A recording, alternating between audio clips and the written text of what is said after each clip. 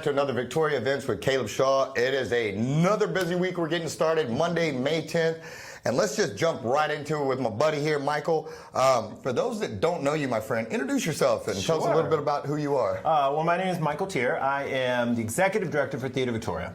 And I have been with Theatre Victoria for, oh my gosh, I think since 2004. I started out as Technical Director and Education Director, and now I have the big job. Uh-oh. And yeah, so I didn't realize how great I had it until you get the big job, and you know, the successes are great, and you know, sometimes you get the complaints too. Yes, sir. Well, I can say as somebody that's gone through the theater stuff and before and been in shows that, one, you're great up there. Oh, and your passion and your enthusiasm is always shown, your professionalism, your dedication to it. And it's just fun. You know, one of the things about Theatre Victoria that I like is you build little mini families in there when you go. And when you do one of these shows and you go down in the trenches for 6 weeks or so in one of these shows, you come out with another family, it feels like. And you know, your cast and your crew and everybody, that it's a tight-knit group, and it's friends that you make that you keep for forever. And there's a vulnerability to acting that I don't know how to explain to people, but when you come out on the other side of that, it's so rewarding, and it's so much freedom to go up there and express yourself on a stage and get to do all this, and then the live aspect of there's an audience out there. Yeah. You know, I may screw this up, I may not, but it's an adrenaline rush like I can't explain it, and I like it. You guys have this week coming up, you have some auditions for Legally Blonde. We do. Tell us about that. Oh my gosh, yes, finally, we're going to do it. I love the show. I think it's a great show. And we have auditions coming up on Friday. No, I'm sorry, Saturday. I apologize. Okay. Saturday, May 15th. And you know, it is a musical, so we're going to have to sing. Some people, they get confused sometimes. Yes, sir. I understand. Oh, it's a play. No, it's a musical. So, yeah. But, you know, our auditions, I think they're fun. I think auditions should be fun. You know, what you're going to do, what you expect at an audition is you're going to sing a song and you're going to dance. And those are the two things that people are the most scared of. It makes sense. That would terrify me. We're going to make you do those. You know? But I think, you know, the best part about auditions is that's the seed that creates that family that you're talking about, because all of those people are going through the same thing, and at auditions is where that seed is created, and you know, it's awesome to watch those friendships be created there at auditions. But no, and our auditions are pretty simple now. You know, we use a thing called Casting Manager. Okay. So what you do is you actually sign up for a time slot. So you're not there all day. Because the nervous part is having to be there all day waiting.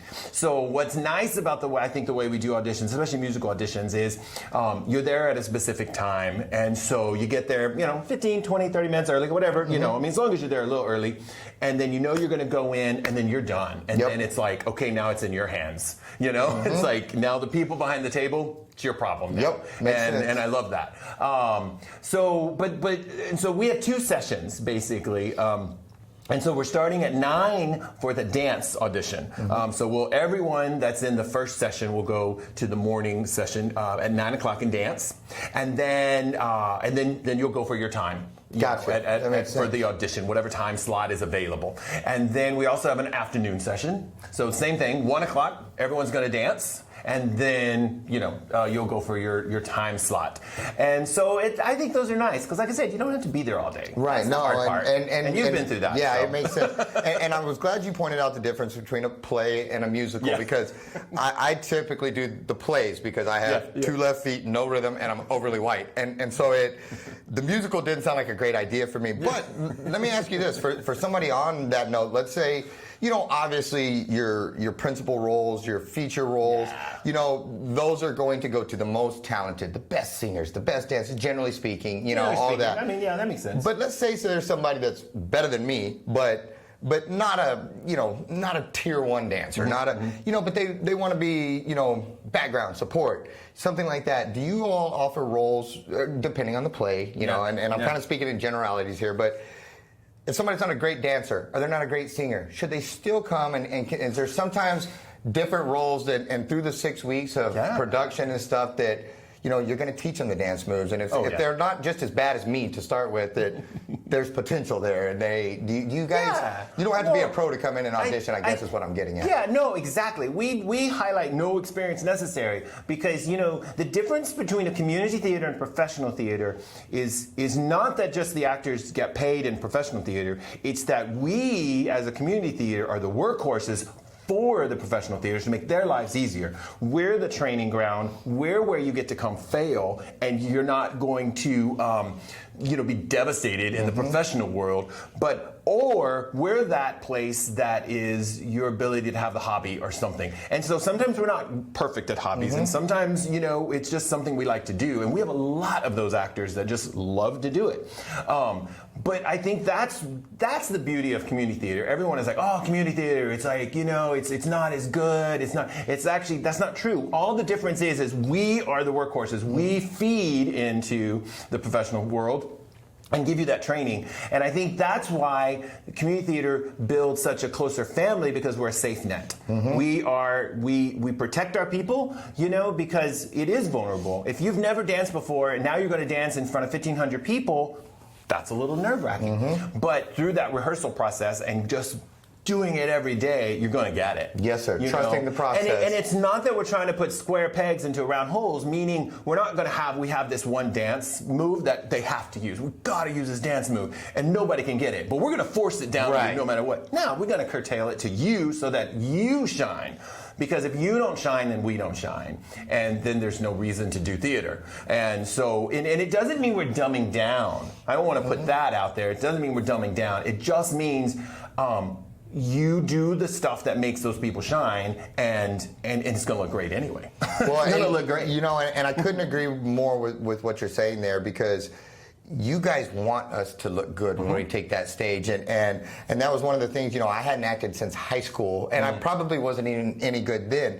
And so when I decided to walk into Theater Victoria and audition, I was scared to death. Yeah. I didn't know what was going on. I hadn't done something since high school, and here 20 years later, I was trying to walk in, and I didn't know a ton of people in this town yet, and all that, but right away, you walk in and everybody was kind, everybody was welcoming, and even through the audition process, when I went in behind the doors and did it, everybody was uplifting and positive with me. Yeah. And your point of trusting the process and trusting you guys is so spot on, because I always tell everybody that's considering acting or something, go volunteer at your community theater, because those shows, if you get cast, that's 6 weeks of intense acting, 20 plus hours a week. Yeah. And it's free acting classes. And it's the best you get. And I don't think I drove to Austin for a while to go take acting classes, and I did not feel like I got out of those what I got out of my own community theater, because it's daily, and you do it, and you grind, but you have every day you have personalized, customized feedback. You have notes that are given to you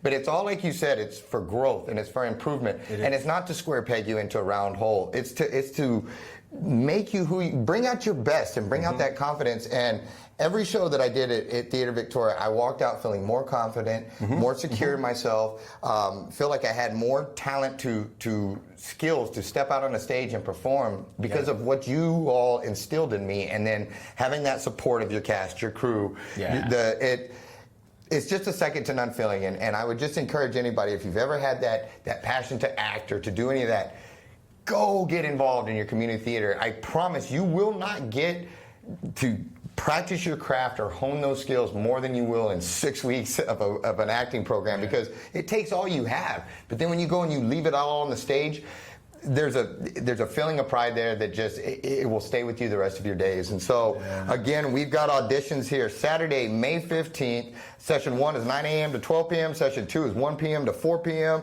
That's at 2508 East Mockingbird Busby Dancenter. Yeah, okay, we're going to do it at Busby Dancenter this time, and so it's a little different than our normal location, but that's okay. Good deal. And they can go on Theater Victoria. Let's see, for more info, to sign up, visit theatervictoria.org, and I'm sure stuff is on the Facebook page as well. Yep. Good deal. Am I forgetting anything, my friend? No, I mean, just come on out. Yeah, do it. Be there. And if you can't, last question. Sorry I forgot.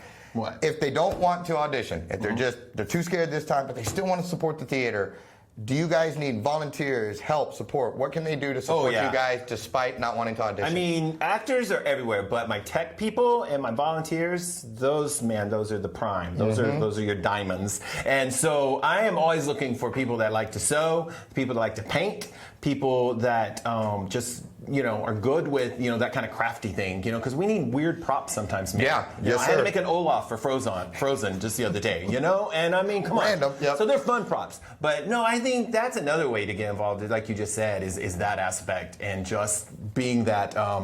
Being not creative on the camera side, but being creative behind it and showing the work and the painting and the building. We just need those people, and it's fun. We usually work on Saturdays and in the evening, so we're open all the time. It's called community theater because it takes a community, huh? Yep, yes, sir. Hey, well, Michael, thank you so much. You guys do an excellent job. I'm a big fan as always, and I feel like you guys, part of the reason I'm doing this right now is because you guys have helped me to grow into it and be confident enough in myself to step out and do this. Cool. And that started, at Theater Victoria here, and I thank you guys for it. You guys have seen me very vulnerable, and you've always been there to support me, and I thank you for it. And so, awesome. Guys, we will be right back with our next guest. I've been closing real estate transactions in Victoria since 2007. I couldn't do it without my staff. They're also friendly, they're accommodating, they're helpful. When someone calls, we get an answer to them within an hour. I think what's the most rewarding is seeing people when they get here and they're excited and they take pictures after their closing, and I think that's really rewarding. If you're looking to refinance, build a new home, buy or sell a home, call Kelly Garrett Kachera, and we'll take care of getting your title ordered and your deal closed.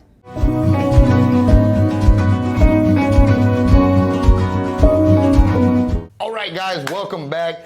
And we are with one of my favorite guests. It's sad that we always have to see each other under terrible circumstances with taxes, but I think that you guys play such a super huge role in this community. And sadly, I think you play too big of a role, but not because you're not awesome and it's not your, you haven't earned that spot, but because of why you guys have become so popular here is what's sad to me. Well, not even that, because you do a great job. That's why you've become, but because of the circumstances. So on that really long, over-exaggerated intro, if you would tell everybody who you are and what you do, please, ma'am. Hey, I'm Kinsey McGrew. I'm a senior property tax consultant with Junek Consulting here in Victoria.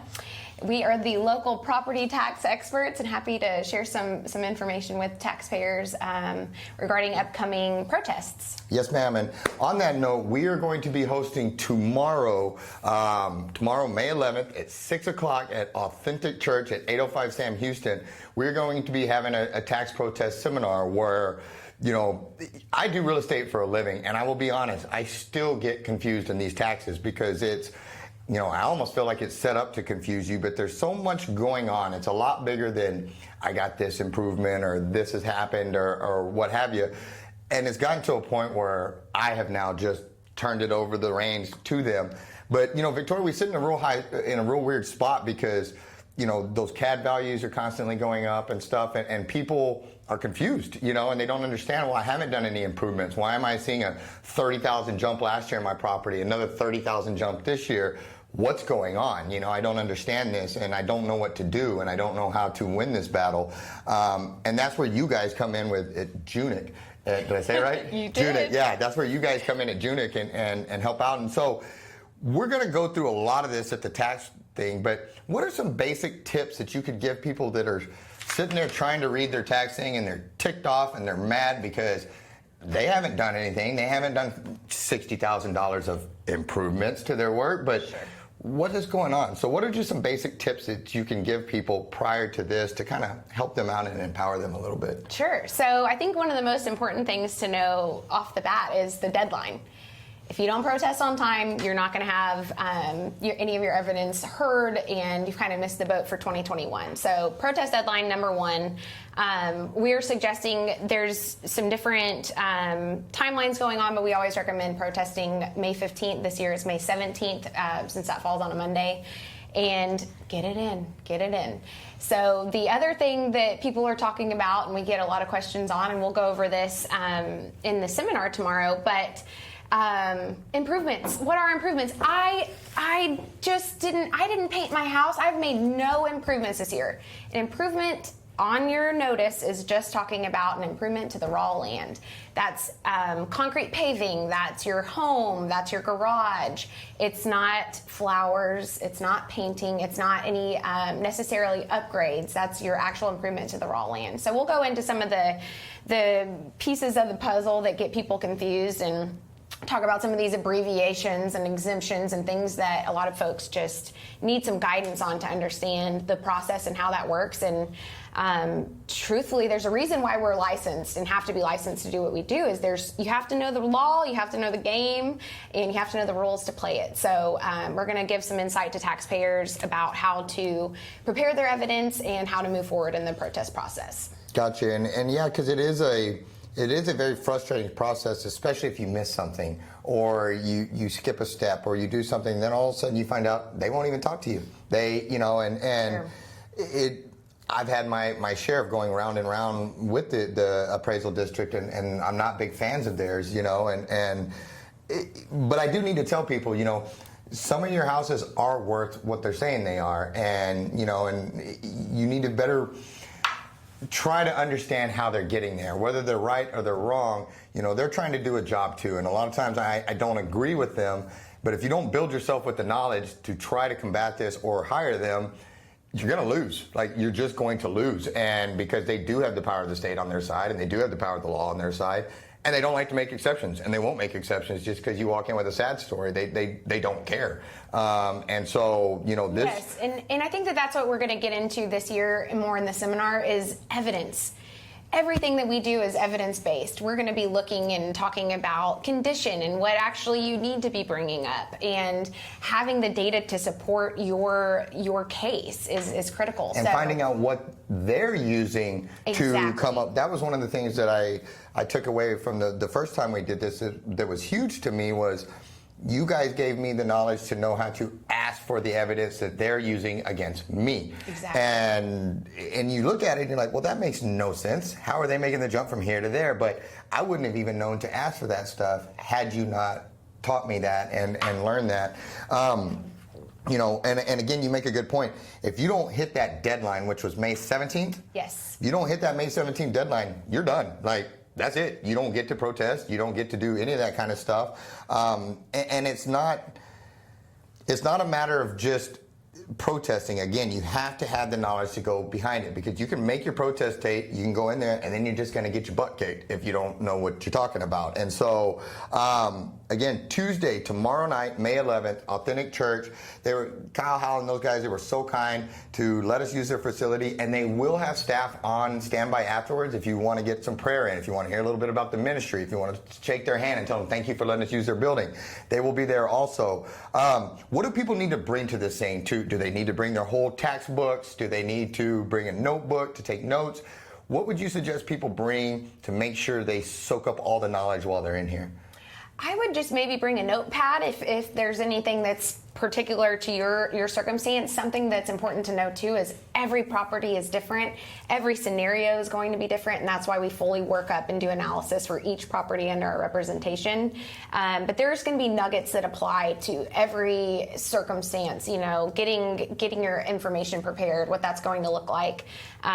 So bring your notepad and feel free to bring your questions. So we'll be happy to answer some focused questions if necessary and if time allows. Good deal. Well, guys, again, one more time, Junek Consulting, they will be there to help us do this, to empower us. That's tomorrow, May 11th, Authentic Church, 805 Sam Houston Drive. Make sure you get out there and learn this stuff and learn it. And if your neighbor can't come get the tools, empower them. And property taxes, guys, and the assessment, the CAD, that's one side of the equation, just to keep in mind, and I'll talk a little bit about this more tomorrow, but the other side is all the politicians and the taxing entities with their tax rate. They take that value that they just raised at the CAD, and then they multiply it by the tax rate of all these taxing entities, and then that's how they get that number that you have to pay at the end. And so, while everybody always gets real riled up and passionate about the CAD assessment side, we need to make sure that we are also holding our taxing entities and, the school board, the city council, roads and bridges, all these different taxing entities, we need to make sure that we hold them accountable for raising rates also, or even lowering them to offset the over-assessed or the highest property assessment values through CAD, because then it becomes a double whammy. They raise the tax rate, they raise the assessed values, and then the taxpayer pays double. And so fight this, fight this, fight this, guys. We will see you tomorrow, Tuesday, May 11th, 6 o'clock. Am I forgetting anything, Boss Lady? I'm looking forward to it. Me too. See you there. And are you guys still taking new clients on? I get to ask that almost every day, especially this time of season. Yes. I mean, my phone melts with people asking. You guys are still taking clients? We are. Good. Do you know off the top of your head, your phone number? 361-574-7037, or send us an email at info@junekconsulting.com. Good deal. And then you guys are also on Facebook at Junek Consulting there as well. Yes. Easy to find, and you guys are still taking new clients. So give them a call, guys, and we'll be right back with our final guest. Since 1932, Wallick Volk has been closing mortgages and doing it the right way. The reason why the Volks opened up a bank at the height of the Great Depression was because the bank needed to be opened at the height of the Great Depression. And it was good for the community at that time. A lot of the banks were going under. In order to keep that community sound and stable, it was something that they did. I think that says something about who Wallick Volk was 85 years ago. And the only way you get to continue to do it is if you consistently do it great. And we plan on doing this for another 85 years.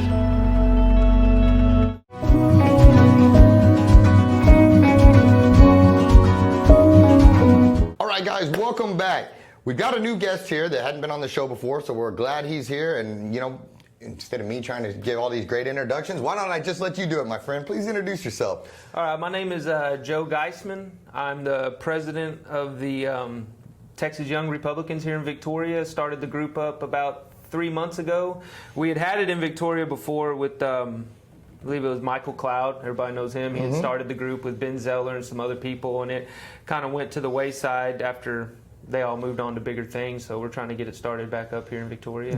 Gotcha. So for those that aren't really familiar with politics or the Young Republicans or any of these organizations, what is the Texas Young Republicans, and what's your mission, and what are you hoping to accomplish? We're focusing on grassroots activism mainly. I want to put everybody's mind at ease. We're not a group that's going to sit around and we're just a bunch of conservative, like-minded people that complain about how everything's going on. We're actually, we look at legislation that's being passed in the House here in the state of Texas. We look at stuff on a federal level too, and what we can do to write letters, facilitate, educate people on it. But even most importantly, we're looking at, gaining more members here locally, finding younger people who are energetic and interested in running for office here in Victoria, educating them, training them, and trying to help them campaign and, kind of shake things up here in Victoria a little bit, start kind of changing the status quo of the city some. Well, and Victoria is kind of unique in a weird sense of roughly, I would say Victoria is about 65% Republican/conservative. Yet our leadership doesn't really reflect that. When you start looking at school board, you start looking at city council, EDC, chamber, all these different organizations, they all tend to lean left, and you have a lot of left-leaning individuals on there and in a right-leaning town. And to me, that's why a lot of the friction is created between these boards or councils and the community a lot of times, because city council, school board, we don't vote on a political party, we vote on a person. Well, then they go up there and they vote completely different than you thought they would. And it's always kind of surprised me that all of our groups and boards and all this are so far left-leaning when the town as a whole is more conservative. And I think the school bond was a good example of that, where, for the second time, we defeated a bond because we didn't want that tax, yet we elected 2 pro-bond candidates, and that was one of the fiscally conservative. Yes, and that was one of the things, and congratulations to Mandy Lingo, and congratulations to Dr. De Los Santos and on the school board. But that was one of the things when I saw that she was running as a fiscal conservative that confused me, because I felt there was nothing fiscally conservative about that bond. But to me, it was a microcosm of kind of Victoria, you know, like we believe one way and then we go and we vote another a lot of the times. And that's why when you reached out, I saw value in having you on here, because it doesn't make a lot our votes don't make a lot of sense sometimes. And it's like, if we're convicted here and we feel, then why are we voting this way? And our line, you know, our convictions and our votes aren't lining up. And I think a lot of it is you know, lack of voter information and lack of knowing those legislations and knowing what these people are actually standing for and all of that. And you know, I kind of just got long-winded there, but where do you see in the value of this? And you know, am I crazy, or do you kind of think similar things? When you look at it on this way, because I've spent a lot of, and this ain't just a cliche, I've spent a lot of time beating my head against the wall at this. I was mad at elected officials in Victoria for doing it. But then you look at the numbers. I don't know if you saw the numbers on who voted. I did, yes, sir. Okay, what did we have, 8,000 people mainly voting? Something like that. I think we had about 12, 14%. Insanely expensive bond that was going to really affect everybody's taxes. So the problem's with the citizens of Victoria, and it is education, it is on that, but nobody goes and votes. So all these elections become popularity contests. So what we're really trying to do, and I've been working with the older Republican group. I say the older group because, I mean, it's sad to say everybody in there is, you know, older. So we need this younger generation to step up and to come out, and we're going to be working together on doing educating, like trainings on how government works, what officials do what, you know, how it all ties together. And then also, I don't know if you've tried to look online and see where a map is, where your precinct is, where you vote, and all that. Kind of confusing. It's very confusing. So we actually there's a couple people in the group right now that are working up making some maps, and actually going to put together some very easy to read maps that maybe we can start getting out to people and going. And the big thing is pushing to vote, because if you're not going to vote, then what is it? I mean, then how many people do you hear complaining all the time? Yeah, and a lot more than what actually show up at the polls. If less than 20% voted, which I was told, and it was surprising to me that this was a big turnout. Yeah, it actually was. 12% was a big turnout. That's a huge turnout, you know, and that's just, it's unacceptable when you have right under 50,000 voters in Victoria. So that's what I mean when I say grassroots with the Texas Young Republicans here in Victoria. Is we're going to start really pushing and educating and just getting out and beating the pavement and trying to get it into people. If you want change in your city, then, you know, it's got to start somewhere. So if you're between the ages of 18 and 40, maybe you're interested in running for office, maybe you're interested in just having a town that might be more fun for young people to live in, to have things, you know, you don't have to be a full-blown Republican. Just come see what we're about. Good deal. When is your next meeting? Our next meeting is going to be on the 17th. We're going to hold it at 6:30 p.m. It'll be, right now we're currently holding them at 115 South Main. Okay. At the GOP building. We are currently searching around for a new home of our own to kind of start having meetings, you know. What we can find is, so if anybody knows any place, you know. Do you guys have a Facebook page yet, or anything like that? We're working on getting our actual Facebook page started. Okay. You can contact either one of us through me, Joseph Geistman, on Facebook, or Cody Sugar on Facebook as well. Yeah, I know Cody. Good deal. He's the vice president of the group. So, good deal. So you can contact either one of us, and then once we get our official page up and running, you know. Roger that. And so for this meeting on the 17th, if people aren't a member yet, or they just want to come check it out or whatever, can they just show up and all you have to do is sit show through up. one and decide if it's for them or not? Yeah, sit through one, show up, ask questions, be a part of the discussion. You know, we do try to have a regimented kind of meeting. You know, sometimes we'll have local, you know, figures in the city come and talk or speak at them, and we also we have certain bullet point issues we try to hit and we discuss. So, you know, and it's an open forum within. Like I said, it's not just us sitting there complaining, because if you're just going to sit there and talk about problems with no solutions, what do you call that? Yeah, no, that makes total you know, sense. So that's a big thing, and it's we need the young people to come out and start getting on board with this. Good deal. Well, I certainly agree with you. I think local politics are huge, and that's, you know, everybody gets caught up in the national stuff, the president, but this is where you can make the most amount of difference. This is where your voice can truly be heard, and you can be a part of that change that you want to see. And so I thank you for what you're doing. Thank you for coming on and letting us know about it. Guys, go check them out. The Texas Young Republicans, their next meeting is May 17th, you said? Yes, sir. May 17th. Go check them out. We'll put his information in here. Thanks so much for coming on. Guys, we appreciate you tuning in. Make sure you like, comment, subscribe, share the videos. Tell us if you like them, volunteer, you know, offer up guests, whatever we can do to further give back to the community we want to. But like I said, make sure you like, support, blah, blah, blah, blah, blah, so we can keep this thing going. And on that note, we will see you next week.